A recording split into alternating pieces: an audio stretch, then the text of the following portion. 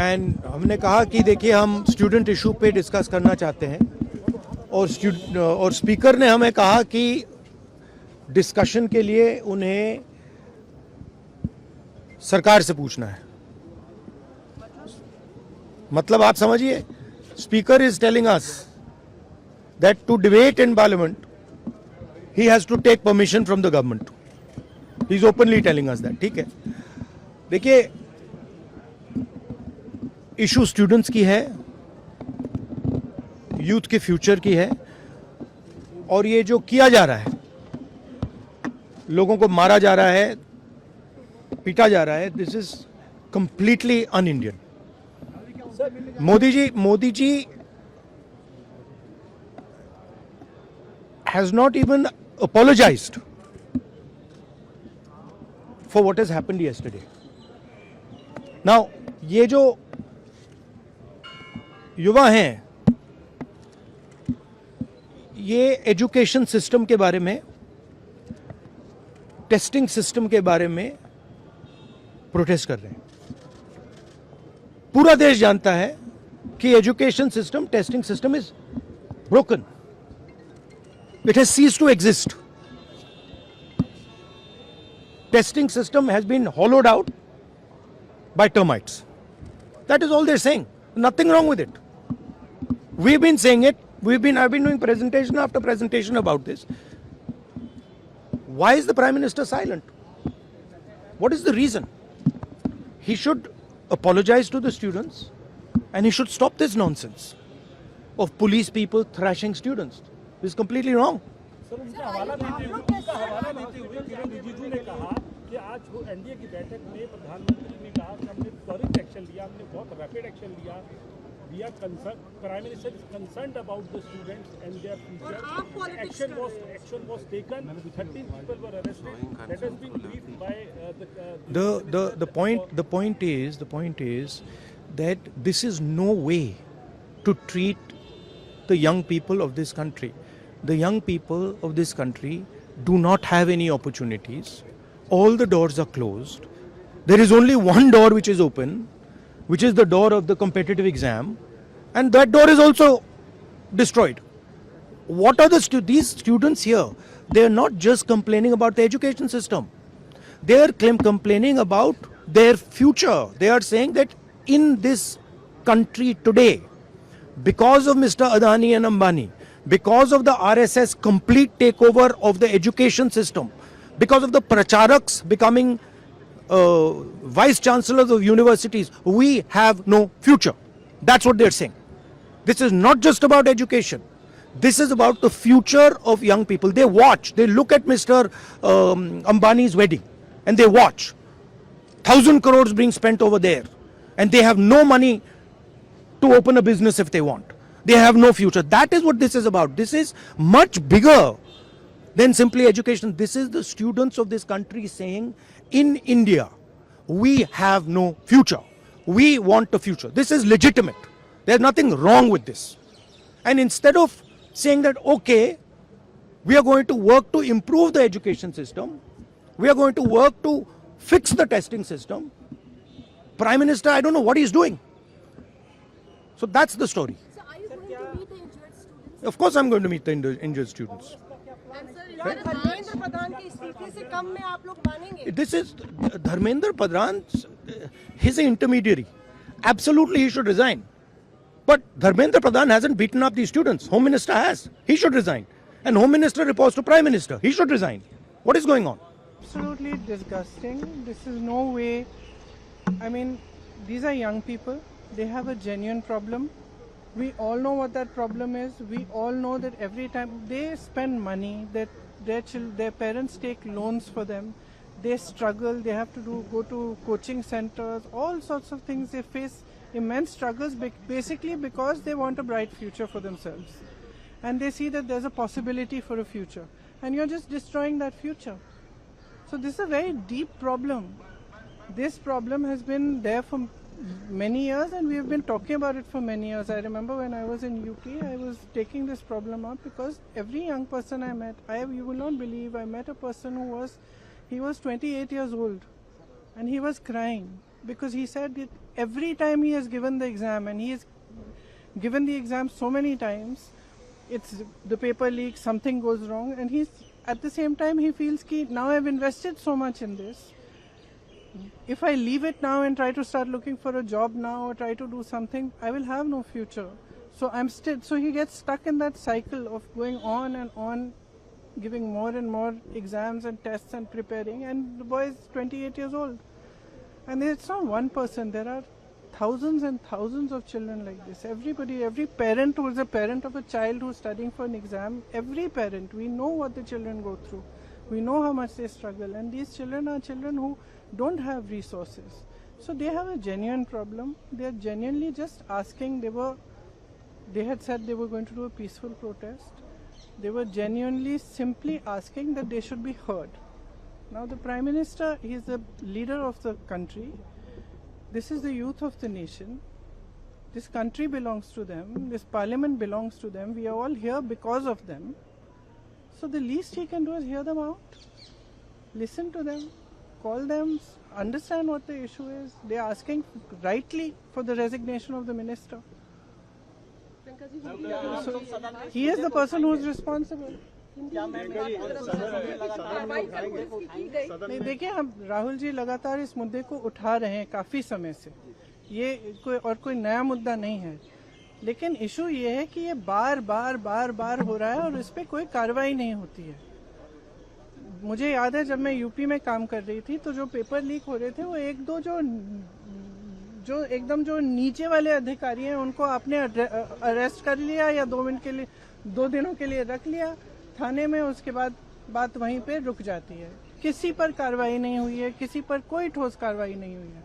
अब ये मुद्दा इतना ज्वलंत इसलिए है क्योंकि देश के युवा हैं ये, और ये समझ रहे हैं कि हमारे फ्यूचर, हमारे भविष्य के लिए क्या है. हमारे माँ बाप लोन लेकर मुश्किल से हमें पढ़ाते हैं, हम लोग स्ट्रगल कर रहे हैं. वो ये कह रहे हैं ना, वो कह रहे हैं कि हम स्ट्रगल कर रहे हैं, हमारे लिए इतना मुश्किल है. आप कोचिंग सेंटर्स को देखिए, मैंने बहुत सारे देखे, और कोचिंग सेंटर्स में जाइए और कोई भी माँ बाप जानता है, मतलब किसी भी लेवल का, किसी भी सोसाइटी में आप जानते होंगे, आपके बच्चे जब पढ़ते हैं तो कितना टेंशन होता है, कितना जब एग्जाम होता है कितना टेंशन होता है. एज इट इज इतनी मुश्किल परिस्थिति है, ऊपर से आपने जॉब्स क्रिएट नहीं किए हैं इतने समय से, तो बच्चा अपने फ्यूचर को देख रहा है, कह रहा है कि मतलब मेरे फ्यूचर में फिर है क्या, मैं स्ट्रगल ही करते रहूं. मैं कह रही थी इंग्लिश में, मैं कह रही थी कि मैं कुछ ऐसे बच्चों से मिली थी जब मैं यूपी में काम कर रही थी, जो 26 साल के, 27 साल के, 28 साल के बच्चे कह रहे हैं हमारी तो शादी भी नहीं हो रही है, हम कुछ कर नहीं पा रहे हैं, हम इंतजार कर रहे हैं कि हमारी नियुक्ति की लिस्ट आएगी, पेपर लीक हो जाता है, हम एग्जाम देते हैं, कुछ पता नहीं चलता, उसके बाद फिर हम दोबारा देते हैं. तो मतलब ये एक बहुत ही जेन्युइन प्रॉब्लम है और इसको हल्के में कोई नहीं ले सकता.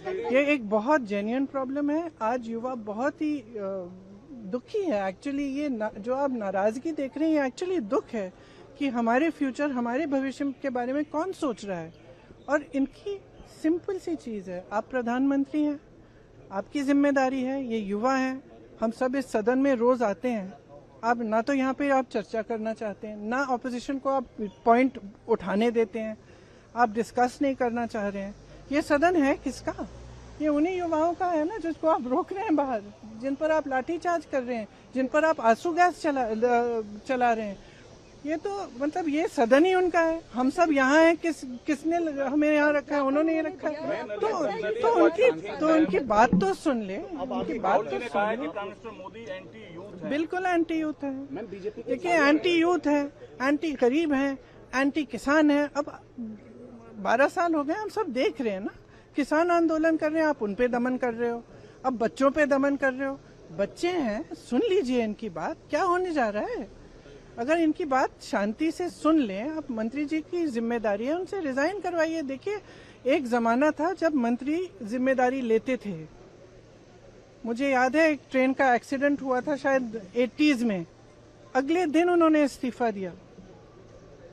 जो मंत्री रिस्पॉन्सिबल थे, जो उसके समय के रेल मंत्री थे, तो इस्तीफा दीजिए, जिम्मेदारी लीजिए और सबसे जरूरी तो ये है कि सिस्टम को दुरुस्त करिए। अच्छा ले लीजिए भाई, मुझे मैं 11 बज रहे हैं आपने वहाँ पे INF की एक आगे सबको देख के तरह से कल PTI का नहीं विरोध हुआ था। प्रदर्शन हुआ, मैं पूछ चुकी हूँ, सवाल शुरू करिए सर। प्रधानमंत्री ने जिस तरह से कहा है, अब वो छोड़ दीजिए। सर आप शुरू प्रधानमंत्री कीजिए सर। देखिए, कल जो कुछ भी हुआ है वो कंसिस्टेंट बिहेवियर है इस सरकार का। जब लॉयर्स का प्रोटेस्ट हुआ इसी तरीके से मिसमैनेजमेंट किया गया, जब फार्मर्स का प्रोटेस्ट हुआ लाल किले में इस तरह से मिसमैनेजमेंट किया गया, CAA के प्रोटेस्ट में आप लोग भूल रहे हैं वो उस विजुअल्स को चलाइए जब जामिया मिलिया यूनिवर्सिटी में घुसकर लाइब्रेरी में कैंटीन में स्टूडेंट्स को मारा गया, एक लड़के की आंख चली गई। इतने हफ्तों से चल रहा है, आप बातचीत कल क्यों करते हैं? आप तो पहले से बातचीत करना चाहिए था उन स्टूडेंट से। और कंप्लीट मिसमैनेजमेंट है। और जो विजुअल सामने आए हैं वो आप खुद देख लीजिए, हमको बोलने की क्या जरूरत है? जिसके दिल में धड़कता हुआ दिल होगा और थोड़ा बहुत दिमाग होगा तो वो देखेगा उन विजुअल्स को देखकर किस तरीके से मारपीट की गई, किस तरीके से उनको परेशान किया गया है। और अभी हम जाकर हमारे सांसद चंद्रशेखर जो बैठे हैं उनसे भी मिलकर आए हम। चलिए हो गया बस। क्योंकि आपने देखा कल यूथ ने अपना पावर दिखा दिया। हाउस चल रहा है, इतनी सिक्योरिटी है। हम जब सुबह आ रहे थे पार्लियामेंट तो देख रहे थे जगह जगह बैरिकेड लगाकर पुलिस फोर्स खड़ी थी। रेलवे स्टेशन से जब निकल के बच्चे आ रहे थे उनको जगह जगह रोका जा रहा था। इसके बावजूद इतनी उन्होंने ताकत दिखाई, हिम्मत दिखाई और वो लोग आके जिस तरह से आंदोलन किए और लेकिन उन पर जो दमनकारी रवैया अपनाया गया ये बिल्कुल ही सही नहीं था। पूरा देश देख रहा है, पूरी दुनिया देख रही है। और जो भी माननीय प्रधानमंत्री जी ने जब वो आए थे और यूथ का भी वोट लिया था और कहा था कि 2 करोड़ युवाओं को रोजगार देंगे, कल ये साबित हो गया। और रोजगार देना तो दूर, वो बिल्कुल यूथ विरोधी हैं, उनको दबा रहे हैं। वो उनका जो मांग था वो क्या था? छोटी सी तो मांग है कि भाई उनके साथ अन्याय हो रहा है, बार बार लीक हो रहा है पेपर, तो जो लोग इसके लिए उत्तरदायी हैं उनके खिलाफ कार्रवाई, बस इतनी सी मांग थी। आप इतनी सी मांग नहीं रख सकते उनकी, जहाँ लाखों लाख यूथ के भविष्य का सवाल है। कोई सुसाइड कर रहा है, कोई हताश हो रहा है, परिवार टूट रहे हैं, पैसे जितना खर्च करके उनको तैयारी कराई गई थी, कितने लोग कितना कर्जा ले चुके हैं, उनका भविष्य अंधकार में है।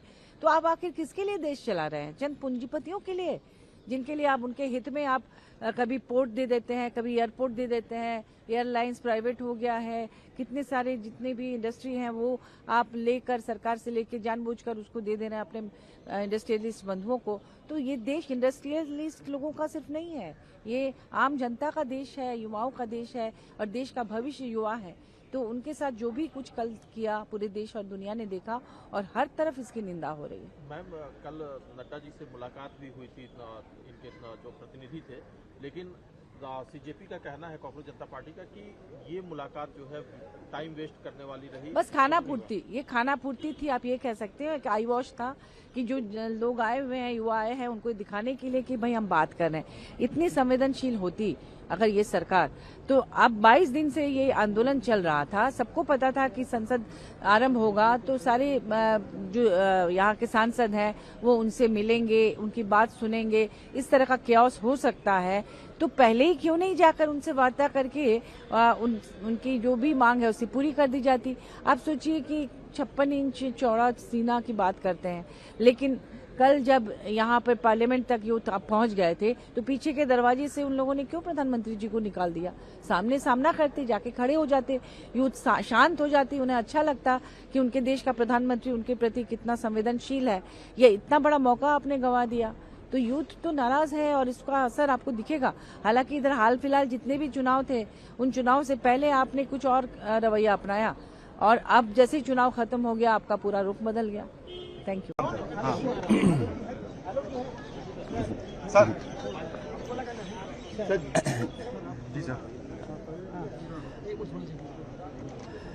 शुरू करें।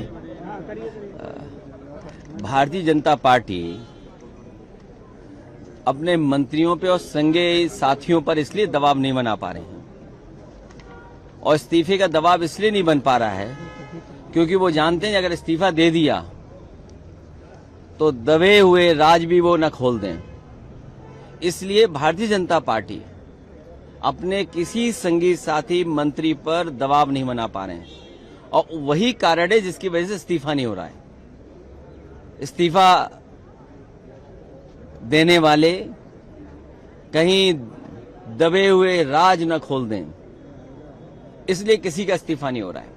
और जो कल छात्रों के साथ, युवाओं के साथ हुआ है, कोई कल्पना नहीं कर सकता था कि आजादी के बाद इस तरह का व्यवहार किसी सरकार ने किया हो। सर पर चोट है, आंसू गैस के गोले चले, लोगों के सर पे टांके आए हैं, पैरों की हड्डी टूटी है, हाथ की हड्डी टूटी है या टांके आए हैं। कई बच्चे जो दूर दूर से चल करके आए हैं, जिन्हें दिल्ली का रास्ता नहीं पता था, केवल सरकार के खिलाफ नाराज होकर करके आए थे, उनके साथ जो व्यवहार हुआ है। और यहां तक सुनने को आया और सोशल मीडिया पे जो वीडियोस आए हैं कि कभी हिटलर ने अपने पॉलिटिकल लोगों के साथ इस तरह का एक गैंग बनाया था। लगता है इस तरह के लोग थे जो प्राइवेट ड्रेस में थे और लाठी लेकर के लोगों को मार रहे थे। कभी हिटलर ने बनाया था और आज हम लोग भारतीय जनता पार्टी की सरकार में देख रहे हैं। ये कभी स्वीकार नहीं हो सकता है लोकतंत्र में। हम लोगों ने उस दिन भी विरोध किया, आज भी विरोध कर रहे हैं, और ऐसी सरकार को हटाने के लिए लगातार हम लोग लड़ते रहेंगे। और हम तो सरकार से आग्रह करेंगे, आंदोलनकारियों को क्यों हटाते हो? सम्मान के साथ खुद ही छोड़ दो अपनी कुर्सी। आपने कहा सर हिटलर से कंपेयर किया, जो आपने हिटलर से कंपेयर किया है। देखिए, कंपेयर क्यों ना करें? जो मीडिया में अगर वीडियोस आ रहे हैं और कहा जा रहा है कि आरएसएस, तो ये जिम्मेदारी किसकी है? सरकार की जिम्मेदारी है सच्चाई को बाहर लाना। क्या सरकार उसमें भी शामिल है वीडियो चलवाने में? क्या अगर वीडियोस आ रहे हैं सोशल मीडिया पर, मैं आपको भेज सकता हूं, अगर आप कहें तो आपको भेज दूं मैं। तो कंट्रोल किसके पास है? अगर सरकार ऐसे चलने क्यों दे रही है?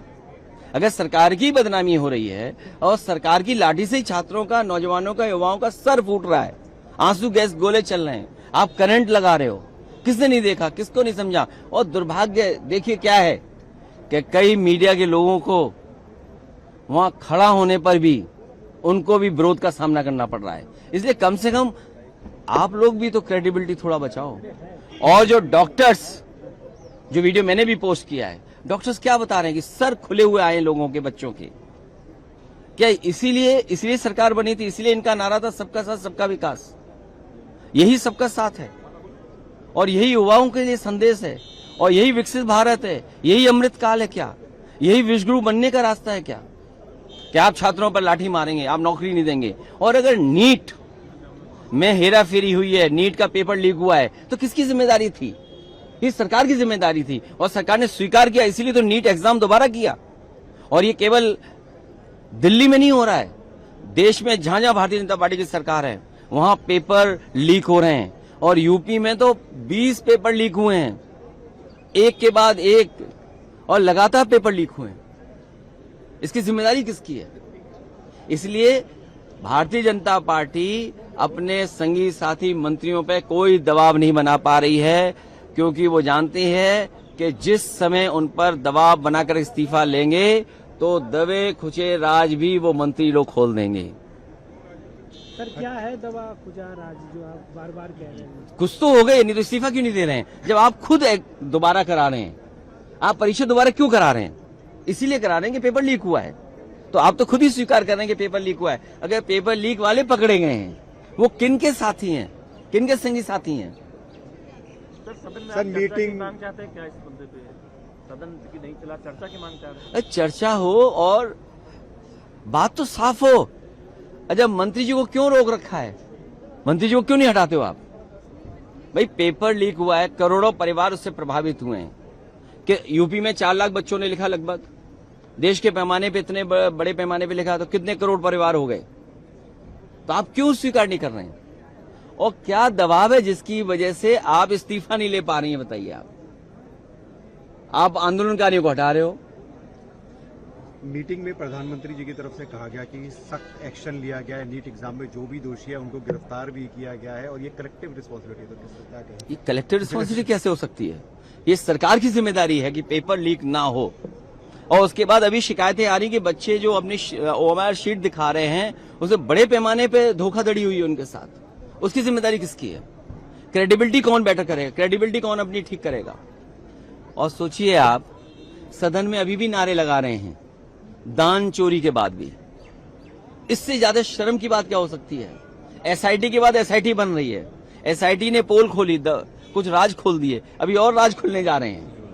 भाई एसआईटी ने तो राज खोले, एसआईटी की वजह से तो जेल गए, दान में और चंदा चोरी में, चढ़ावे में। तो अब एक और एसआईटी बनी है, सुनने में आ रहा है, तो इसका मतलब और बड़े राज खुलेंगे। कुछ लखनऊ वाले खोलेंगे, कुछ दिल्ली वाले खोलेंगे, राज तो पूरे खोलेंगे ना।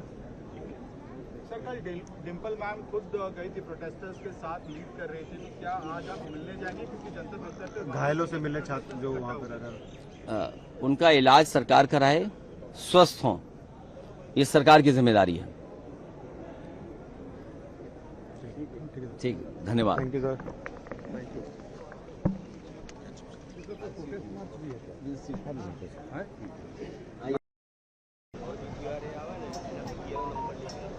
No, it is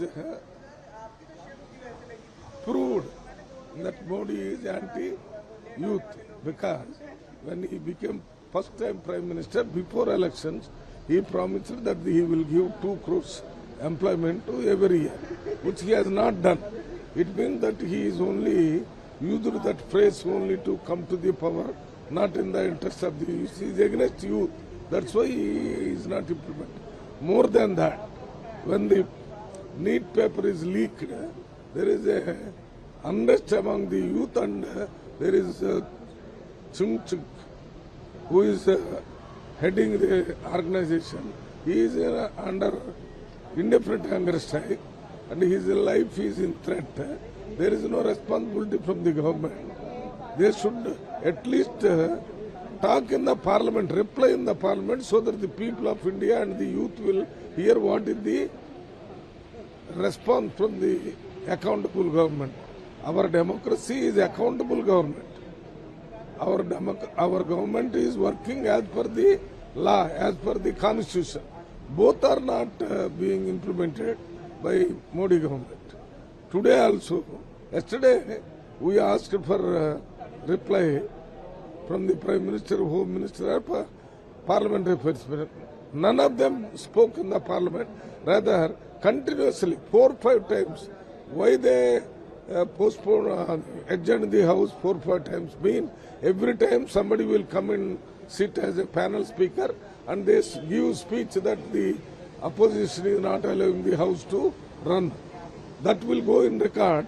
But what we are asking is not going in the record because they don't want it to go to the people. Today also we wanted to raise the same thing. Till we get the reply, I think we have to do it as a representative of people of India, particularly youth. Rahul Gandhi, that is why he told Prime Minister, at least he should have answered in the Parliament why they are not responding, why they are not. What happened to the this paper leakage? What happened to those who are responsible for looting the gifts of Lord Rama? Sir, protesters announced that the protest march to the parliament will continue today also. Who? Youth? Yeah, the Cockroach Janata Party announced that the protest march will continue today. No. What I am telling, it shows the issue is the same where it is. Though they have done a big demonstration, visible demonstration yesterday, even the officials were afraid. Police is also afraid that these unrest may burst out and go for firing and other things. That is why they spoke to the government, but government is not responding. Sir, one bite in Telugu also. Sir, Rahul Gandhi said that Modi is the most anti-youth Prime Minister in the history. What's the comment? Rahulji is only reflecting the views of the youth. Rahul Gandhi గారు యువకుల్లో ఉన్నటువంటి అభిప్రాయాన్ని, దేశ ప్రజల్లో ఉన్న అభిప్రాయాన్ని ఆయన తెలియజేశాడు. దేశ ప్రజల్లో ఏముంది? మోడీ గారు యువకులకు వ్యతిరేకం. ఆయన చెప్పినట్టుగా సంవత్సరానికి 2 కోట్ల ఉద్యోగాలు ఇస్తారని ఇవ్వలేదు. మళ్ళీ ఇప్పుడు నీట్ ఎగ్జామ్ లీక్ అయితే దానికి బాధ్యత వహిస్తూ ఎడ్యుకేషన్ మినిస్టర్ రిజైన్ చేయాలంటే ఆయన రిజైన్ చేయమని అడగకపోగా ఆయన్నే కంటిన్యూ చేస్తున్నారు. తర్వాత ఆ యూత్ నిరహార దీక్షలకి వాంగ్చుక్ అక్కడ 20 రోజులు దాటిపోయి ప్రాణహాని జరిగేటట్టుంటే కూడా దాని గురించి ఏమి మాట్లాడుతున్నారు. అక్కడ మాట్లాడకపోతే కనీసం పార్లమెంట్ ద్వారా అయినా యూత్కి ప్రజలకి తెలిసేటట్టేది మాట్లాడలేదు. అందువలనే రాహుల్ గాంధీ మోడీ వీళ్ళకి వ్యతిరేకమని చెప్తున్నారు. ఎవరికి? ఈ యువకులకి వ్యతిరేకం మోడీ అని. Modi is only wanting to continue his power by breaking different parties and taking them into their party. That he is busy in that work, not attending this one. Yesterday he just came for 5 minutes, left. He has no respect to the parliament also. Protest is the most democratic form of expressing the people's opinion, and they have been valid questions. Unfortunately, the government does not want to address or answer the questions, and they resort to violence against the people who are raising these questions, and this is totally unacceptable. नहीं, हमारे लोगों को वहां खड़ा होने से रोक रहे हैं, ये क्या तरीका? कभी मीडिया को भगाओ, कभी लोगों को भगाओ। ये कोई भारतीय जनता पार्टी का सदन थोड़ी है, उनके नाम पे अलॉटमेंट थोड़ी हो गया है संसद का। कल इतनी बर्बरतापूर्वक लाठीचार्ज हुआ, आपने देखा किस तरीके से नौजवानों को लाठियों से पीटा गया। नकली लोग आए हुए थे। हम नारे नहीं लगाएंगे, नकली लोग बिना बैच पहने, बिना पुलिस का बैच नाम लगाए। किन लोगों ने मारा हमारे नौजवानों को? किसी का सर फोड़ दिया, किसी के कपड़े फाड़ दिए, लाठी में कील भी लगा रखी थी उन्होंने। तमाशा बना रखा है। 22 दिन से एक आदमी अनशन पे है, 23 दिन से आप उससे बातचीत नहीं करोगे? इतने अहंकार में हो आप? पूरी दुनिया में घूम घूम के आप मेलोडी चॉकलेट खा रहे हो, ऑस्ट्रेलिया न्यूजीलैंड सैर कर रहे हो, तो ये ठीक बात नहीं है। लेकिन पार्लियामेंट कैसे हो पाएगी? आज सेकंड डे है, किस बात को लेकर, किस विषय को लेकर बात कही गई। अरे आपने सुना नहीं, फिर नारा ही नहीं सुना आपने। नौजवानों पे जो कल बर्बरतापूर्वक तानाशाही पूर्ण कार्रवाई मोदी जी ने करवाई, उसके खिलाफ यहाँ पे नारेबाजी किया, हमने अपना विरोध प्रदर्शन किया।